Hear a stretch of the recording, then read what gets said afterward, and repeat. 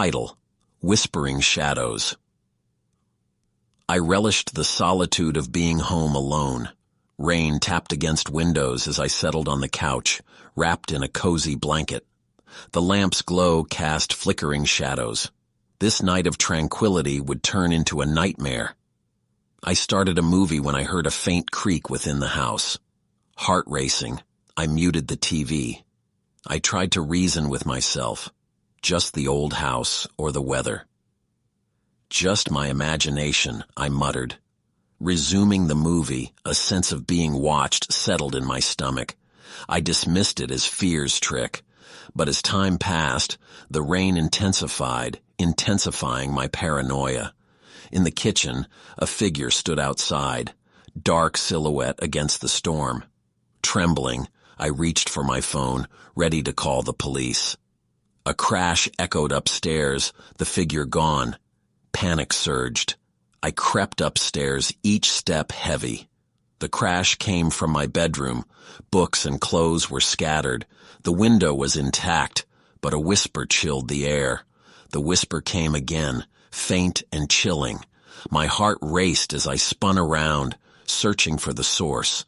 The whispering grew louder, from all directions. I fled, but the voice said, "Leaving won't save you."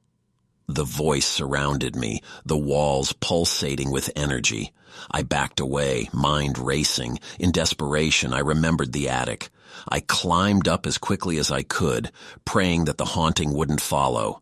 The attic was a dusty labyrinth. I huddled in a corner, breath ragged. The whispers subsided, replaced by silence. Hours stretched into eternity. Dawn's light filtered through the attic window. I descended, each creak sending shivers. The memory of that night lingers, a haunting reminder that darkness can take many forms, lurking even in the places we consider safe. The sinister presence, the chilling whispers continue to haunt my dreams, a reminder that I'm never truly alone. If you enjoy the story, please consider subscribing and leaving a like and a comment telling me what kind of stories or fears you have and would like to hear. Happy hauntings. Title: Whispers from Below. The solitude of a quiet evening at home was a rare luxury I cherished. With a sense of adventure and a touch of curiosity, I found myself drawn to the dusty Ouija board in the corner of the basement. The soft glow of a single light bulb cast eerie shadows on the walls, creating an atmosphere tinged with mystery. I spread the board on the old wooden table and placed my fingers lightly on the planchette. The air was heavy with anticipation as I asked, "Is there anyone here who wishes to communicate?" For a moment, there was only silence. Then, with a subtle yet undeniable force, the planchette began to move. My heart raced as it spelled out letters. H-E-L-L-O. A mixture of excitement and apprehension washed over me. Was this real? I continued. "Who are you?" The planchette glided once again, spelling out words that sent a shiver down my spine. N-O-T-F-R-I-E-N-D. My heart pounded. A sense of unease crept over me. "What do you want?" I managed to ask. The planchette moved, the words forming a chilling message. Y-O-U-R-S-O-U-L. A cold sweat broke out on my forehead. I quickly removed my hands from the planchette, the basement suddenly feeling colder, more menacing. The idea of a malevolent presence trying to reach out to me through the Ouija board sent shivers down my spine. But the ordeal was far from over. As I stood there, the light bulb above me flickered, casting erratic shadows around the basement.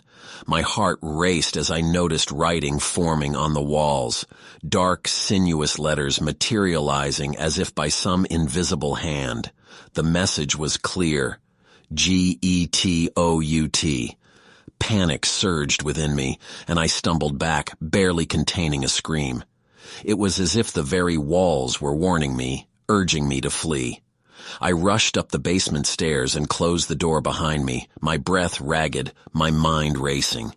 In the silence of the house, I could hear faint whispers, distant, indistinct murmurs that seemed to beckon from the basement. My heart pounded in my chest as I backed away. The realization hit me. Whatever I had awakened was no longer confined to the Ouija board. It had permeated my home, my sanctuary. With trembling hands, I reached for my phone and dialed a friend, desperately asking them to come over. As I waited, the whispers grew louder, more insistent.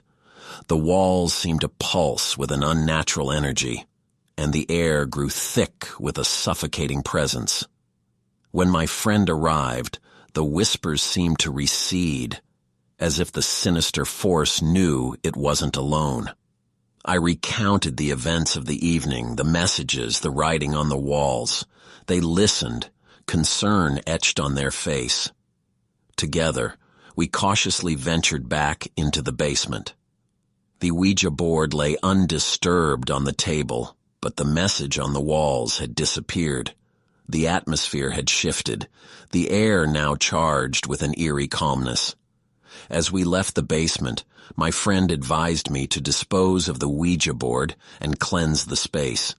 In the days that followed, I followed their guidance, but the whispers lingered in my memory, a haunting reminder of the night I had invited something sinister into my home. The experience had left an indelible mark on my psyche. The walls seemed to hold secrets, and the whispers would occasionally return, faint echoes of a malevolent presence that had sought to find me within my own house. I had learned a chilling lesson. Some doors are best left unopened, some mysteries best left unsolved. Title: Silent Whispers. The house was bathed in an eerie stillness as I settled in as a babysitter for the night. The parents had gone out, leaving me alone with their sleeping child. I had always enjoyed babysitting, but this time, a sense of unease lingered in the back of my mind. As the night wore on, the quiet became almost suffocating. The only sound was the soft ticking of the clock on the wall. I busied myself with a book, trying to shake off the feeling that someone was watching me. A soft chime echoed through the room, making me jump. I glanced at my phone, and a message blinked on the screen. "Enjoying the solitude," it read. My heart skipped a beat, and I looked around, suddenly aware of how exposed I felt. The curtains rustled, and I could have sworn I saw a shadow outside. My fingers trembled as I texted back, "Who's there?" No response. I tried to convince myself that it was a prank, perhaps a friend playing tricks. But another message appeared on my screen. "Watching you, just like a good babysitter." Fear clawed at my chest, and I considered calling the police. But what would I tell them? A mysterious message? I felt ridiculous, even thinking about it. Yet, the unease persisted. I continued checking on the child, my nerves on edge. As the minutes ticked by, more messages appeared on my phone, detailing my movements in chilling accuracy. "You checked on the child," one said. "Now you're in the living room. Looking out the window, are we?" The realization hit me like a punch to the gut. Someone was in the house, watching my every move. Panic surged as I realized the danger I was in. I texted the child's parents, desperately asking them to come back immediately. Their response was swift, assuring me they were on their way. I could hear the soft creak of a floorboard behind me, and my heart raced. I dared not turn around, my fingers hovering over my phone. "You're scared," another message came. "Good, that's when you're most delicious." Tears welled in my eyes as I sent a message to the child's parents, telling them to call the police. My hands shook as I heard a whisper right behind me, so close I could feel the breath on my neck. "You shouldn't have done that," the whisper hissed. I screamed and whirled around, my eyes meeting empty darkness. Adrenaline surged through me, and I bolted for the door, not daring to look back. The cold night air hit me as I stumbled outside, gasping for breath.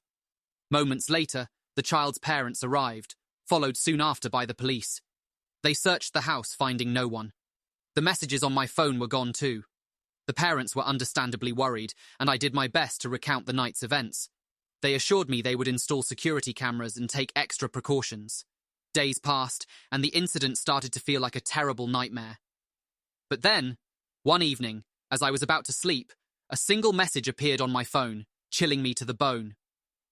"We'll meet again soon, babysitter." The dread returned, and the feeling of being watched never truly left me. I kept my doors locked, my windows shut tight, and my phone silenced. The sinister presence had left its mark, a haunting reminder that even in the safety of our homes, there are forces we can't comprehend or escape. Title: Echoes of the Uncanny. Waking up to the morning sun was a comfort I had always cherished. But this particular morning, as I rubbed my eyes and sat up in bed, I felt a wave of disorientation wash over me. Something was off, but I couldn't quite put my finger on it. I swung my legs over the side of the bed and stood up, only to be met with a perplexing sight. The room before me was familiar, yet everything seemed slightly different. The furniture, the decor, even the arrangement of objects. They were all identical to what I remembered, yet not quite the same. I shook my head, convinced that I was still half asleep and caught in the haze of a strange dream. But no matter how much I pinched myself, the uncanny feeling persisted. As I moved through the house, the realization slowly dawned on me. Everything had been swapped with an exact copy. The books on the shelves, the paintings on the walls, the ornaments on the coffee table, they were all replicated with eerie precision. Panic swelled within me. How was this even possible? It defied all logic and reason. I stumbled to the kitchen, hoping that a glass of water would snap me out of this bizarre nightmare. But as I entered the kitchen, I froze in my tracks. The table was set for breakfast, and a plate of food sat before me, a mirror image of what I had prepared the previous morning. I stumbled back, my heart racing. This couldn't be real. Was I losing my mind? The whispers began soon after, soft and insidious, like the susurrations of secrets I wasn't meant to hear. They seemed to emanate from the walls, echoing through the house whenever I was alone. At first I tried to ignore them, attributing them to the stress and confusion of the situation. But they grew louder, more persistent, impossible to ignore.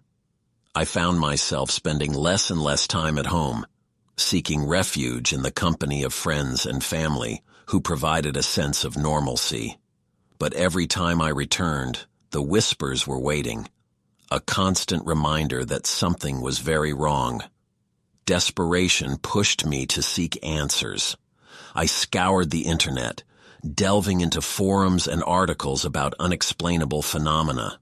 There, buried among countless stories of the inexplicable, I found a mention of a concept known as the doppelganger house.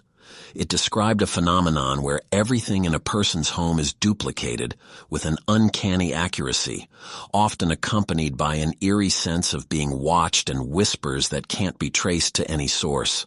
Reading those words sent a shiver down my spine. It was as if someone had put a name to the nightmare that had become my reality. There were no solutions, no explanations, only the shared experiences of others who had faced the same inexplicable dilemmas. Days turned into weeks, and the weight of the situation began to take its toll on my sanity.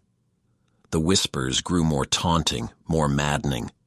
Sleep became elusive, and my world seemed to teeter on the edge of a disturbing reality I couldn't escape.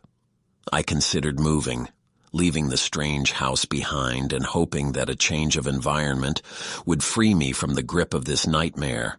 But deep down, I knew that the doppelganger house wasn't confined to a physical location. It had seeped into my mind, a sinister presence that had no intention of letting go.